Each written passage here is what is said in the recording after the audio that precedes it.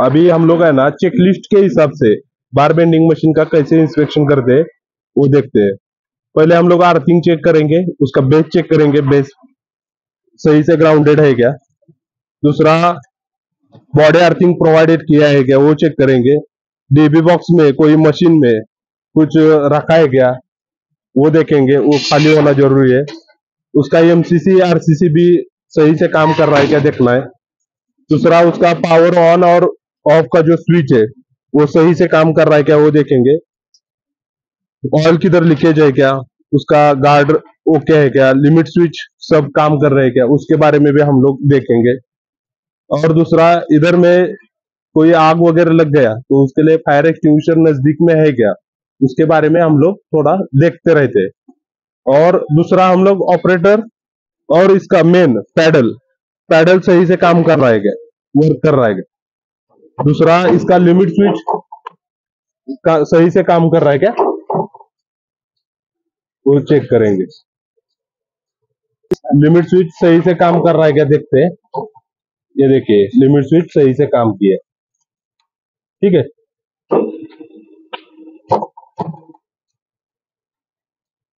ये सही से लिमिट स्विच काम कर रहा है इधर, तो ये मेन रहता है। और दूसरा, ऑपरेटर का पीपी बहुत जरूरी है। वो पीपी सही नहीं पहना रहेगा तो भी एक्सीडेंट होने का चांसेस रहता है।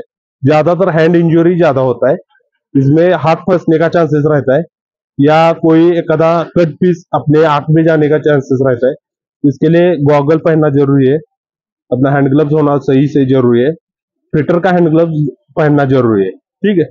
और हम लोग और क्या देखते हैं इसमें, जो नंबर जितना बार यूज करना है वो मेन है। उसका कैपेसिटी चार्ट हम लोग इधर डिस्प्ले करते हैं। उसमें डाया 8 mm का रहेगा तो उसका 8 ही बार यूज करना है बेंडिंग के लिए। 10 mm का 5 बार यूज करना है, 12 mm का 4, 16 mm का 3, 20 mm का 2 और 25 mm का 1 और 32 mm का 1। कभी कभी क्या होता है, ऑपरेटर काम जल्दी में कभी कभी 8 की जगह 12 यूज करता है, 10 की जगह 7 8 यूज करता है, 12 की वजह से 4 यूज करता है। इसकी वजह से क्या हो जाता है, मशीन में कुछ खराबी हो जाता है और उसका फॉल्ट फिर वो मशीन खराब होने की वजह से कोई ना कोई इंसिडेंट हो जाता है। कभी कभी लिमिट स्विच ही काम करता नहीं है, तो हम लोग ये चीज पहले ध्यान में रखते हैं कि उनको स्ट्रिक्टली वार्न करते हैं कि भाई 8 mm का 8 ही सरिया यूज करना है, 10 mm का 5 ही यूज करना है। तो ये हम लोग चीज ज्यादातर साइड पे ध्यान रखते हैं। और उसके बाद जो स्टील लाट रहता है उधर का मटेरियल प्रॉपर स्टैकिंग के ऊपर भी ध्यान ज्यादा रखते हैं। कोई भी रिंग इधर उधर बिछना नहीं, क्योंकि कभी कभी क्या हो जाता है, मशीन के आजू बाजू में हाउसकीपिंग सही नहीं रहेगा तो कभी कभी उसका पैर उसमें फंसेगा या कोई सामान उसमें फंसेगा, इसकी वजह से भी इंसिडेंट होता है। इसके ऊपर हाउसकीपिंग के ऊपर भी ज्यादा फोकस रहता है। तो ये 2-3 चीजें हैं जिसके ऊपर हम लोग काम करते हैं। और ये अभी इसको 2 जगह हम लोग डिस्प्ले किया है, इधर भी बार कितना यूज करना है वो डिस्प्ले किया है और ऊपर में भी एक जगह डिस्प्ले किया है। और बार बेंडिंग ऑपरेटर का डिटेल्स भी दिया, मतलब उसके हिसाब से वो काम करेगा, वही काम करेगा, हेल्पर या ठेकेदार काम नहीं करेगा। जो एक्सपीरियंस वाला बंदा है वही काम करेगा। उसकी वजह से क्या होता है कि वो उसको अनुभव जो रहता है उसके हिसाब से वो काम करता है और गलती कम हो जाता है। और एक बात है कि हम लोग जब काम करते हैं तो अपना जो कपड़ा रहता है ऑपरेटर का वो ढीला नहीं होना चाहिए, जो मशीन के अंदर फंस सके। सोने का चेन या अंगूठी पहनना नहीं है, उसके ऊपर भी हम लोग ध्यान देते हैं, क्योंकि ऐसा करेगा तो उसका वो मशीन के अंदर फंसने का चांसेस है और वो हजार्ड्स बढ़ता है। इसके लिए हम लोग क्या करते हैं कि जो ऐसा चेन वगैरह है या अंगूठी है वो जो पहनता है उसको हम लोग मतलब पहनने का इजाजत ही नहीं देते। दूसरा, कोई पहन के आता है उसका निकाल के लेते हैं, उसके ठेकेदार के पास रखते हैं, फिर जो काम होता है उसके पास लौटाते हैं। दूसरा, नया बंदे को सीखना है बार बेंडिंग मशीन ऑपरेट कैसे करना है, तो उसके लिए जो पुराना बंदा है या उसका जो टेक्निकली जिसको मालूम है वही बंदा उसको उसके सामने सिखाता है। मतलब ऐसा नहीं है कि नया आया और तुरंत बार बेंडिंग मशीन चालू किया। उसकी वजह से क्या हो जाता है कि वो बंदा जब काम करने आया उसको मालूम नहीं रहता है कि उसको कैसे यूज करना है, और उसकी वजह से उसका हाथ उसमें फंसने का चांसेस है, या लिमिट स्विच काम नहीं करेगा। ऐसे बहुत बार हुआ है, और ज्यादातर बार बेंडिंग मशीन के ऊपर ही इंसिडेंस होता है, क्योंकि उसका लिमिट स्विच काम नहीं करेगा, या अर्थिंग का या मेन सप्लाई का प्रॉब्लम रहेगा, तो वो लिमिट स्विच कभी कभी काम नहीं करता है।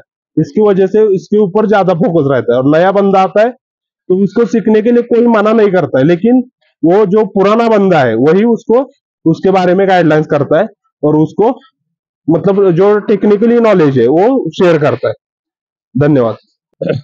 जैसे हमें अभी सेफ्टी साहब ने बहुत सारा कुछ सिखाया है, समझाया है, यही बात हमें कंटिन्यू रखना है। तो दोस्तों हमारे सेफ्टी साहब ने बहुत हमारे लिए बहुत अच्छा अच्छा बात बता के यहाँ पर हमको हेल्प किया है। तो पीटर भाई, जो आप नए हो, नए मतलब जो वेंडिंग मशीन चलाना चाहते हो, तो उनमें जो भी है मतलब पुराना ऑपरेटर है, उनसे उनके सामने ही सब कुछ सीखना इम्पोर्टेंट है। इसमें ज्यादा कोई चलाने की कोई मतलब ज्यादा नॉलेज लगाने का कोई इतना ये नहीं है। देखिए आपको मेन क्या है, पिन सेटअप। जब भी आप पिन सेटअप करना है तो इसको साइड करके तो आप पिन सेटअप कर लेंगे, उतना ही आपको बेंडिंग मशीन चलाना है। लेकिन इसमें ज्यादा क्या है, सेफ्टी।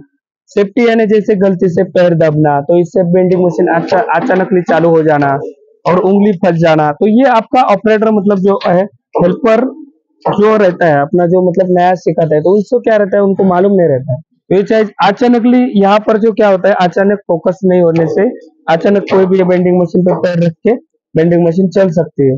तो ऐसे टाइम में क्या करना चाहिए, ये सबसे पहले सेफ्टी इंपॉर्टेंट है। जैसे मेरा अभी पैर, मान लीजिए मेरा पैर अभी गलती से मैं इधर खड़ा हूँ और ये मेरा पैर इधर दब गया, तो अचानकली चालू हो गया, लेकिन आपको नया है, आपको पता नहीं, तो ऐसे टाइम में क्या करना होगा, आपको तुरंत ही इमरजेंसी को दबा देना है।